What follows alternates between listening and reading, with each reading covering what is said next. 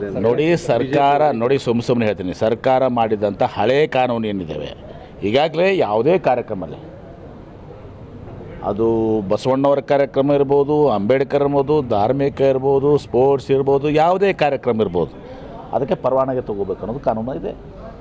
ಪರವಾನಗಿ ತೊಗೊಳ್ಳೋದು ಮಾಡೋಕ್ಕೆ ಸಾಧ್ಯ ಇಲ್ಲ. ಅದಕ್ಕೆ ರೂಲ್ಸ್ ಫ್ರೇಮ್ ಮಾಡಿರಿ, ಸರಿಯಾಗಿ ಇಂಪ್ಲಿಮೆಂಟ್ ಆಗ್ತಾಯಿಲ್ಲ, ಭಾಳ ಜನ ಪರ್ಮಿಷನ್ ತೊಗೋತಾ ಇಲ್ಲ, ಬರೀ ಒಂದು ಅರ್ಜಿ ಕೊಟ್ಟು ಹೋಗ್ತಾರೆ. ಇದು RSS ಸಲುವಾಗಿ ಅಲ್ಲ, ಎಲ್ಲರಿಗೂ ಅನ್ವಯ ಆಗ್ತದೆ. ಈಗ ಮಾಧ್ಯಮದವ್ರು ನೀವು ಒಂದು ಏನೋ ಕಾನ್ಫರೆನ್ಸ್ ಮಾಡ್ಬೇಕಂದ್ರೆ ನಿಮಗೂ ಅನ್ವಯ ಆಗ್ತದೆ, ಯಾರು ಪರ್ಮಿಷನ್ ತಗೋ ಅಷ್ಟೇ. ಅದು RSS ಎಲ್ಲಿ ಬಂತಾರೆ ಇದ್ರಾಗ? ಸುಮ್ಮನೆ ಇವರೇ RSS ಏನು RSS ಒಂದೇ ಸಂಘಟನೆ ದೇಶದಾಗ ಇರೋದು? ಹಾಗೆ ಥರ ಯಾವುದೇ ಸಂಘಟನೆ ದಲಿತ ಸಂಘಟನೆ ಮಾಡಿದ್ರು ಅಷ್ಟೇ ಅದ, ಲಿಂಗಾಯತ ಸಂಘಟನೆ ಮಾಡಿದ್ರು ಅಷ್ಟೇ ಅದ, ಯಾರು ಮಾಡಿದ್ರು ಅಷ್ಟೇ. ಮಾಧ್ಯಮದವ್ರು ನೀವು ನಿಮ್ಮ ಸಂಘಟನೆ ಮಾಡಿದ್ರೆ ನಿಮಗೂ ಅದ.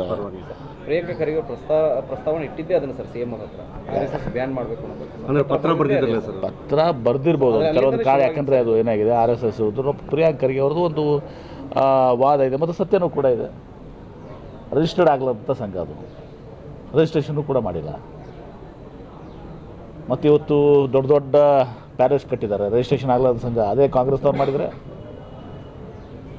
ರಿಜಿಸ್ಟ್ರೇಷನ್ ಆಗಲಾದ ಸಂಘ ಇಂಥಷ್ಟೆಲ್ಲ ಪ್ರಾಪರ್ಟೀಸು, ದೊಡ್ಡ ದೊಡ್ಡ ಬಂಗ್ಲೆಗಳು, ಆಫೀಸು, 2,000 ಕೋಟಿ ರೂಪಾಯಿ, 100 ಈಗಾಗಲೇ ನಾನು ಸ್ಪಷ್ಟನೆ ಕೊಟ್ಟಿದ್ದೀನಿ.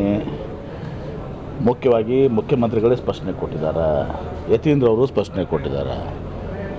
ಅವರು ಯಾವ ಅರ್ಥದ ಹೇಳಿದ್ದಾರೆ ಅವರೊಬ್ಬ ಹಿಂದುಳಿದ ನಾಯಕ, ಸಿದ್ದರಾಮಯ್ಯನವರ ಸಿದ್ಧಾಂತ ನಂಬಿಕೆಗಳನ್ನು ವಿಶ್ವಾಸ ಇಟ್ಕೊಂಡವಂಥವನು ಅಂತೇಳಿ ಯಾವ ರೀತಿ ನಾವು ಬಸವಣ್ಣನ ಮೇಲೆ ಇಟ್ಕೊಂಡಿದ್ದೇವಲ್ಲ ಆ ರೀತಿಯಿಂದ ಒಂದು ಇದರಿಂದ ಮಾತಾಡಿದ್ದಾರೆ. ಅನವಶ್ಯಕವಾಗಿ ಮಾಧ್ಯಮದವರು ಅದನ್ನು ದೊಡ್ಡ ನಾಗಿ ಸೃಷ್ಟಿ ಮಾಡಿದ್ದಾರೆ. ಇದೆಲ್ಲ ಮಾಧ್ಯಮದ ಸೃಷ್ಟಿ ನಿಮ್ಮದು. ಅವ್ರು ಹೇಳಿದ್ದಂಥ ಅರ್ಥ ಬೇರೆ.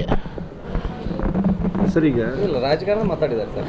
ಅವ್ರೇನು ಹೇಳಿದ್ರು ನೋಡಿ, ಈಗ ಬಿಜಾಪುರ ಬಂದರೆ ಎಂ ಬಿ ಪಾಟೀಲರು ಬಸವಣ್ಣ ತತ್ವ ಪತ್ತು ಮೇಲೆ ಇದ್ದಾರೆ. ಎಲ್ಲ ಜಾತಿ ವರ್ಗ ಅನುಭವ ಮಂಟಪ ಬಿಜಾಪುರದಲ್ಲಿ ಬಸವಣ್ಣವರ ಜನ್ಮ ಸ್ಥಳ ಇದು ಅಂಥೇಳಿ ಹಾಗೆ ಮಾತಾಡ್ತಿದ್ರು. ಈಗ ಮಾತಾಡೋ ಸ್ವಾಭಾವಿಕ ಇದನ್ನು